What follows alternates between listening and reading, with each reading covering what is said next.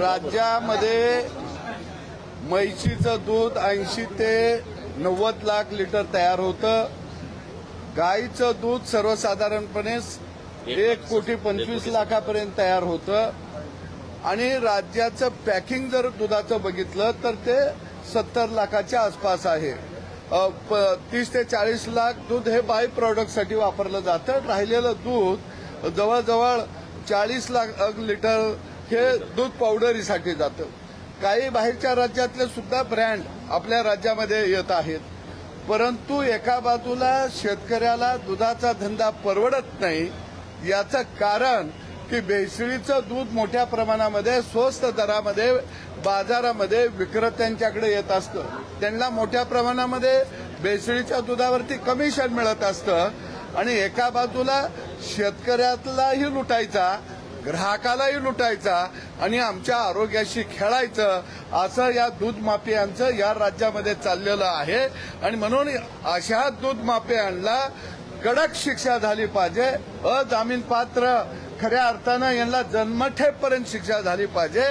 कारण तरच दुधाळ जनावरं वाचतील, गावगाड्यातला शेतकरी वाचेल आणि आमच्या लहान लेकरा बाळांचं आरोग्य धोक्यात येणार नाही. पण सदाभाऊ, तुम्ही स्वतः सत्तेतले आमदार आहात दोघेही आणि मुख्यमंत्री तुमच्याच पक्षाचे आहेत.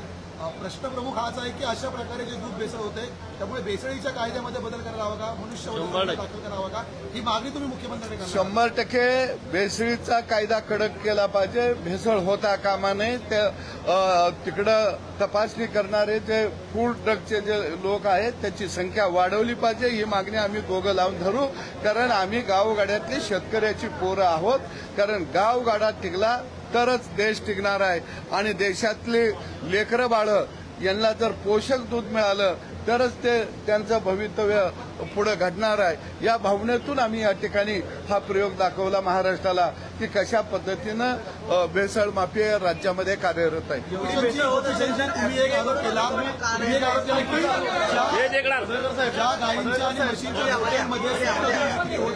बघा दूध कसं आहे बघा, फेस म्हशीच्या कासातनं आता काढल्यासारखं आहे बघा. तुमच्या समोरच तयार केलंय दूध. काय डाऊट वाटतोय का तुम्हाला? गोपीचंदजी, तुम्ही जे हे आता सांगताय की गाईचे जे सुट्टं दूध विकलं जातं असे अनेक गोटे मुंबईत सुद्धा आहेत आणि आता तपासणी होणार आहे का? तुम्ही एफडीएकडे मागणी करणार आहात का? थांबा थांबा थांबा,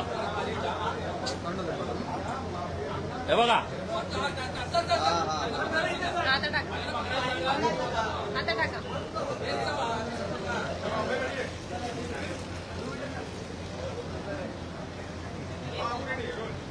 तुम्ही एफडीएकडे आणि याची फॅट आणि एसएनएफ सेम लागतोय बरं का. म्हणजे आता आम्ही मशीनात येऊन घेऊ शकलो नाही. सेम फॅट एसएनएफ पण तसाच म्हशीच्या दुधाचा. गाईचं म्हैस करणे, पाण्याचं दूध करणे, केमिकल टाकून दूध करणे आणि वेगवेगळं तेल असेल, बाकीचे जे मटेरियल तुम्हाला दाखवलं ते युरिया सुद्धा टाकतात. युरिया आम्ही शेताला टाकतो. युरिया तो ह्या दुधात भेसळ केली जाते. त्याचं प्रमाण आहे.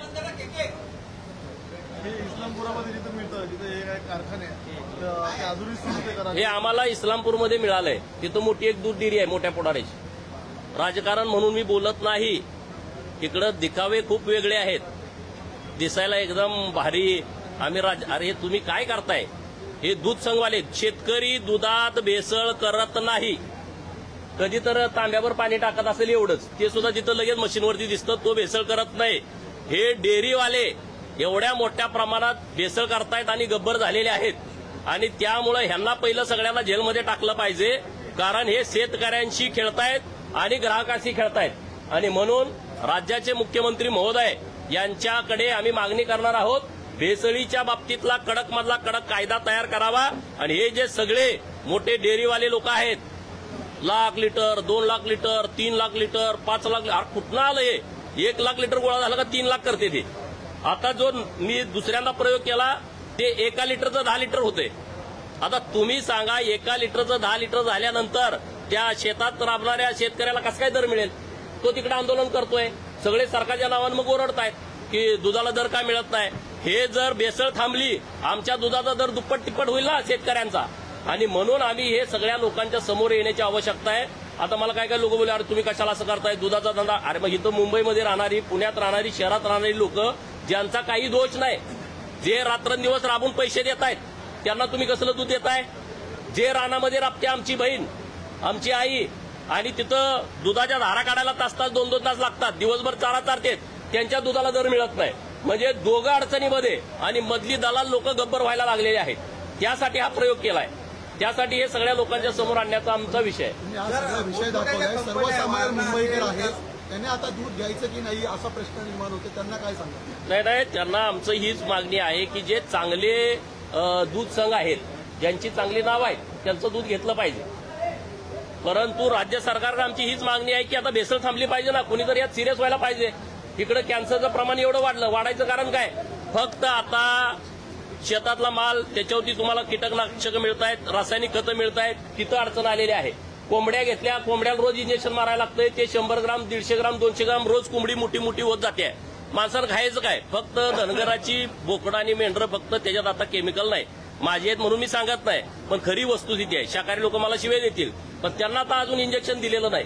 परंतु पुढे जे काही आता बंदिस्त फार्म आहेत, तिथं पण इंजेक्शन मारली जात आहेत. हर माणसानं मग खायचं काय? पण हे अमूलचं जे दूध आहे, वारणाचं आहे, गोकुळचं आहे, या मोठमोठ्या कंपन्या देखील मोडसं ऑपरेट. मी कुणाचं नाव घेणार नाही. पण मोठ्या आंतरराष्ट्रीय कंपन्या बघा ना, चेक करा हे सगळं.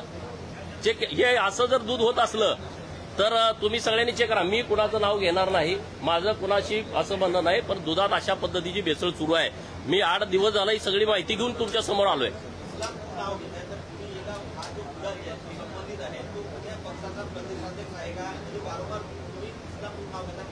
अरे मटेरियल तिथून आणलंय, म्हणजे रॅकेट तिथं चालतंय ना. कुणाला तर बरं जात असेल, ज्यांच्या डेऱ्या मोठ्या आहेत तिथं एका टँकरचे 3 टँकर करतात. तुम्ही जावा ना खोलामध्ये. ते कारवाई का होत नाहीये? जर आपलं सरकार असेल तर त्या ठिकाणी कारवाई का? मला असं कळालं की 50,000 लिटरच्या वर, सुरेश धस अण्णा परवा मला बोलले, 50,000 लिटर ज्या डेअरीचं कलेक्शन आहे त्या डेअरीमध्ये डायरेक्ट अधिकाऱ्यांना जाता येत नाही, असं त्यांचं म्हणणं आहे. माझ्या वाचनात आलं नाही. जर तसं असेल तर तो कायदा बदलला पाहिजे की बाबा जेव किती पण लिटर दूध असू दे तिथं चेक करायला गेलं. समजा 50,000 लिटरच्या वरती कलेक्शन आहे, तिथं जाता येत नसेल, त्यांचं टँकर चेक करा की रस्त्यावरती. काय प्रकार आहे बघा ना. डायरेक्ट आता तुम्ही अनुदान दिलं, ते कुठं शेतकऱ्यावर गेलं? मग ह्यांचं कलेक्शन किती आहे? जर चेक करायचं म्हणलं तर 5 रुपये अनुदान दिलं ना सरकारनं, मग डायरेक्ट शेतकऱ्याच्या खात्यावरती अनुदान किती गेलं आणि तुमच्या डेअरीमध्ये कलेक्शन किती होतं, तुमच्या डेअरीतनं बाहेर किती पडतं, तुमच्या अकाउंटला पैसे किती येतात, हे सगळं चेक करता येईल. नाही, पशुसंवर्धन मंत्री महोदयांचा यात रोल येत नाही, दुग्ध विकास मंत्री महोदयांचा रोल येतोय. मी माननीय मुख्यमंत्री महोदयांनाच बोलतो ना.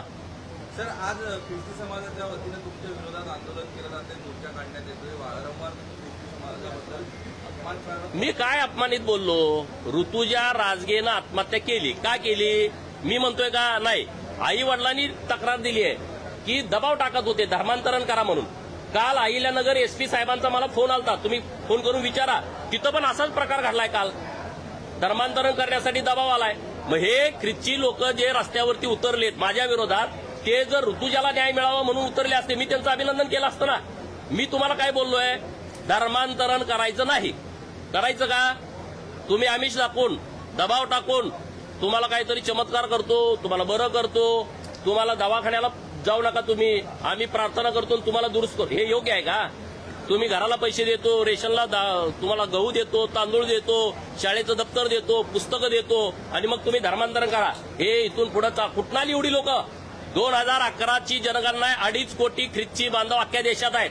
महाराष्ट्रामध्ये सगळे मोर्चे झाले, काढा ना किती आहेत लोक. ही सगळी कन्व्हर्टेड लोक आहेत. नाव त्याचं बघा ना, आडनाव बघा. आणि म्हणून सुप्रीम कोर्टाच्या आदेशाप्रमाणे ज्यानं SC, ST, VJNT, OBCच्या जात प्रमाणपत्राचा वापर करून नोकरी मिळवलेली आहे आणि त्याच्या धर्मामध्ये बदल केलाय, धर्मांतरण केलाय, त्याच्या पूजा पद्धतीमध्ये बदल झालाय, जन्म आल्यानंतर बारसं वेगळ्या पद्धतीनं घालतोय, लग्नाचा कार्यक्रम त्या पद्धतीनं करतोय, कन्वर्ट झालेल्या पद्धतीनं, मृत्यू झाल्यानंतर जाळाच्या ऐवजी त्याला पुरला जातोय, तर त्याचा पुरावा जर त्या मुख्य अधिकाऱ्याला दिला तर त्याला बडतर्फ करायचं आहे. ही मागणी केल्यानंतर हे सगळे बिथरलेले आहेत.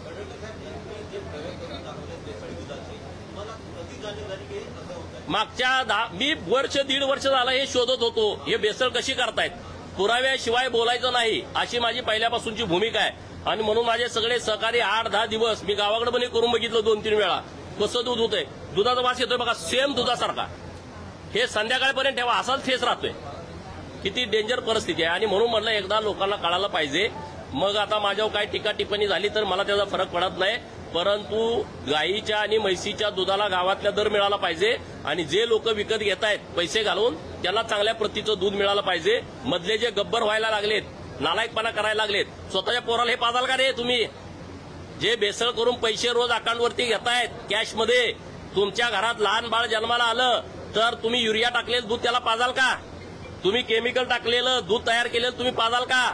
तुम्ही तेल घालून त्यामध्ये वेगवेगळे, आता मी ते नावं घेत नाही, नाहीतर सगळे प्रयोग नवीन चालू होतील, ते टाकून तुम्ही करणार का? जे तुम्ही जीवनाशी खेळाल का? तुम्ही इतर लोकांच्या खेळताय तसं. म्हणून हा प्रयोग आहे.